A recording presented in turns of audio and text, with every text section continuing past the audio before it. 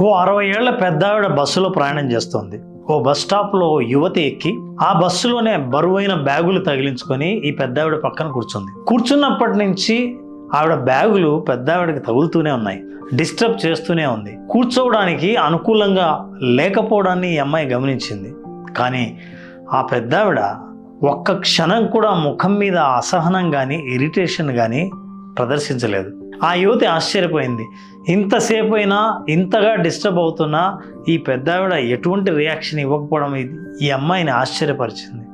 వెంటనే అడిగిందట, నేను ఇంతసేపటి నుంచి మిమ్మల్ని డిస్టర్బ్ చేస్తున్నాను, మీకు కూర్చోవడానికి చాలా ఇబ్బందిగా ఉందని నాకు తెలుస్తూనే ఉంది, అయినా సరే మీరు ఇరిటేషన్ని ప్రదర్శించలేదు, కారణం ఏంటి అని అడిగిందట. అందుకు ఆ పెద్దావిడ చెప్పిందట, మనం కలిసి చేసే ప్రయాణం చాలా కొద్ది కాలమే.